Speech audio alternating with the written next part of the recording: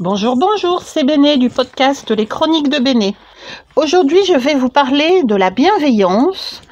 Est-ce qu'on devient bisounours en pratiquant la bienveillance?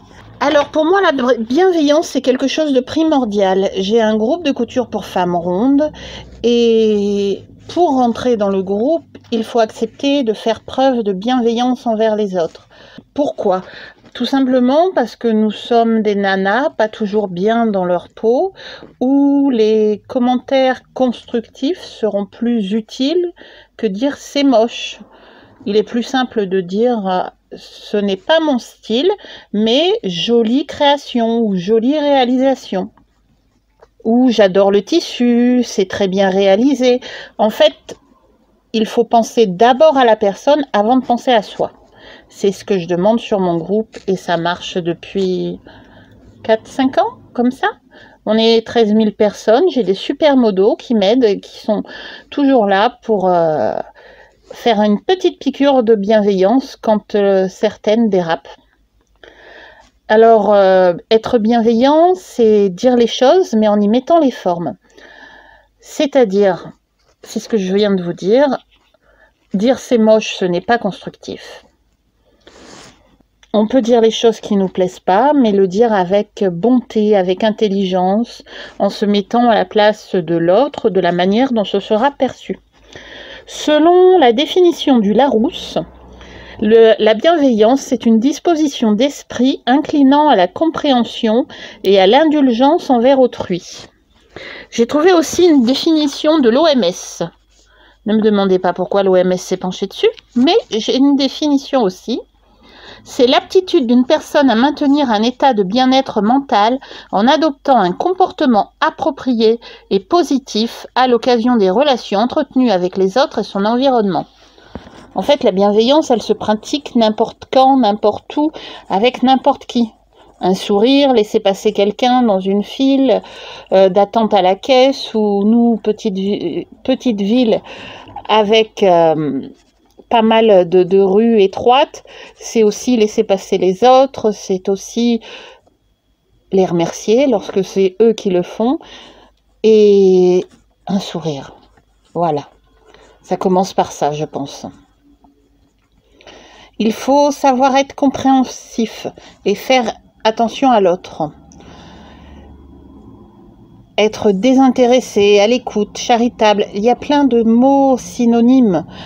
J'ai cherché, j'en ai trouvé, comme altruiste, compréhensif, encourageant, prévenant, gentillesse. Ça se fait toujours de manière désintéressée, sinon c'est pas de la bienveillance. C'est être à l'écoute, c'est être charitable, faire preuve de compassion, d'indulgence, de bonté, être prévenant. C'est se focaliser sur le positif plutôt que le négatif, ce qui amène à être plus constructif. Oui, tu as le droit de ressentir ceci, c'est normal, tout le monde ressentirait la même chose à ta place. Voir aussi dans un échec une opportunité de rebondir ou une expérience. Alors ça, c'est facile à dire, mais très difficile à faire. Être bienveillant envers les autres nous aide aussi à nous détourner de nos soucis quotidiens. Je m'en rends pas particulièrement compte lorsque je fais mes journées de bénévolat au Resto du Cœur. J'y suis de 8h à 16h. Je croise toutes sortes de publics. Nous avons aussi des réfugiés. Et voilà, des petits mots gentils, leur demander comment ça va, être à l'écoute, faire preuve d'empathie envers eux, ça permet aussi de relativiser les soucis. En ce moment, j'en ai pas mal d'ailleurs, mais bon.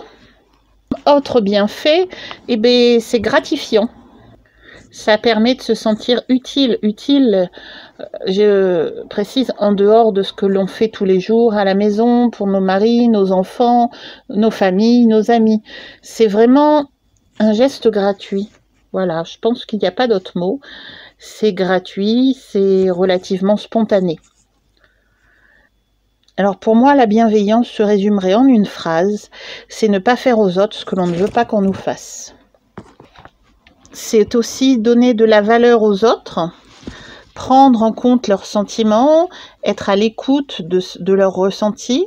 Ça se pratique aussi dans l'éducation avec les enfants. Mes enfants, les 2 derniers étant hypersensibles, je pratique beaucoup la bienveillance et ça porte ses fruits. Et je dirais que c'est même naturel. Et eux aussi le sont, bienveillants envers les autres. Ça me rappelle une histoire de mon petit garçon, je crois à l'âge de 5-6 ans, qui a découvert que c'était pendant les vacances d'été, on était parti se balader en ville et il a vu un SDF. Lui n'a pas compris que c'était un SDF. Et il nous a demandé pourquoi il tendait la main. Alors nous lui avons expliqué qu'il n'avait pas de maison, pas de quoi manger, et que en fait cette personne trouvait à manger dans les poubelles. Bon, nous avions prévu le coup au retour en passant devant lui de lui donner de l'argent. Mais c'est pas nous qui avons donné l'argent, c'est mon fils. Il a tellement été outré de comprendre, de savoir que certaines personnes pouvaient manger avec ce qu'elles trouvaient dans la poubelle. Mon fils et la nourriture, c'est une histoire d'amour. Il a été choqué. Il lui a donné de l'argent. Et la bienveillance, ça se développe très tôt. Si on est bienveillant, nos enfants le seront aussi. Puis je me dis que semer les graines de la bienveillance autour de nous, c'est toujours positif en fait. Ça permet de donner de la valeur aux autres, de prendre en compte leurs sentiments. Il faut être honnête, quelquefois ça peut demander des efforts. Je l'avoue, quelquefois il peut arriver des situations à mes amis où je ne suis pas d'accord avec la manière dont il ou elle les gère, mais je prends sur moi et je fais preuve de bienveillance avec eux en les encourageant dans leur démarche et en faisant passer leurs sentiments à eux en premier, en ne jugeant pas surtout. Parce que je déteste qu'on me juge. Donc je ne juge pas si je ne veux pas être jugée. Donc oui, quelquefois elle peut demander des efforts. La bienveillance, c'est aussi faire le choix d'apporter du positif aux autres, sans jugement, ni arrière-pensée. On met de côté notre ressenti à nous, quelquefois. Alors personnellement, je n'ai pas bénéficié d'une éducation bienveillante. Selon mon père, il faut craindre l'autre pour éduquer. Et ça fonctionne aussi pour les animaux. Ce n'est pas ma manière de faire. Pour moi, il faut renforcer le positif, montrer aux autres qu'on les aime, qu'on est là, qu'on ne juge pas. Voilà. Donc, je reviens de très loin, je me dis. Il faut aussi savoir faire preuve de bienveillance envers soi-même. Alors là, c'est plus dur. Parce qu'il faut savoir s'écouter, prendre du temps pour soi, savoir et surtout connaître nos valeurs. C'est extrêmement dur de savoir s'écouter.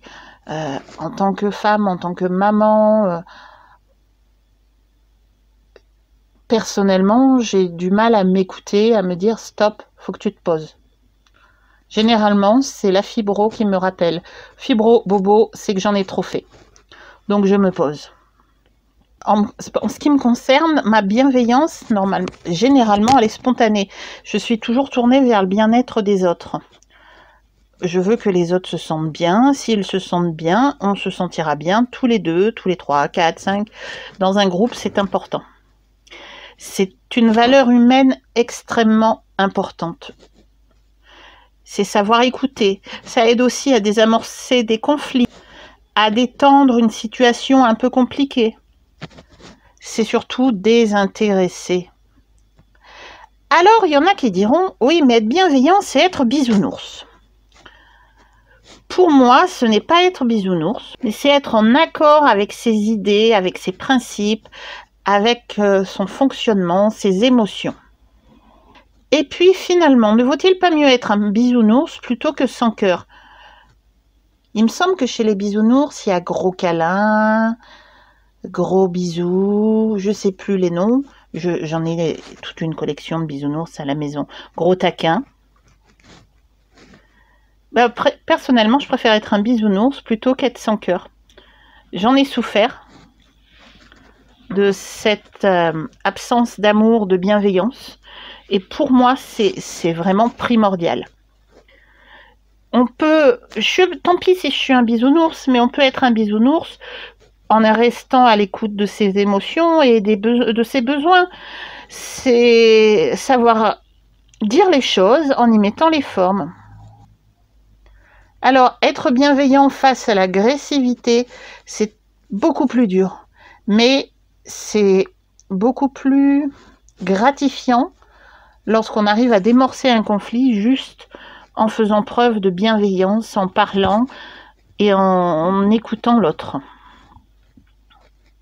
La bienveillance, c'est un art, c'est une remise en question, c'est surtout essayer de ne pas blesser l'autre. Et c'est surtout faire preuve de sincérité. Si vous vous forcez à être bienveillant, ça ne passera pas. Voilà, c'était l'épisode du jour dédié à la bienveillance. Est-ce que c'est être bisounours ou pas? Et puis finalement, être un bisounours, est-ce que c'est un mal ou un bien? Je préfère voir le bon côté des choses plutôt que le mauvais côté. Je pense que la vie est assez compliquée. Donc, faire preuve de bienveillance envers soi-même, envers les autres, c'est toujours constructif. J'aimerais avoir vos opinions sur la bienveillance. Est-ce que c'est être bisounours ou pas, selon vous? Et puis, est-ce un mal d'être un bisounours? Je préfère voir la vie en rose qu'en gris ou en noir. J'aime la voir en rose avec toutes les nuances de l'arc-en-ciel ou de la palette de couleurs. Voilà, je vous souhaite une bonne journée ou une bonne soirée selon l'heure à laquelle vous écouterez cet épisode et je vous dis à bientôt. Au revoir.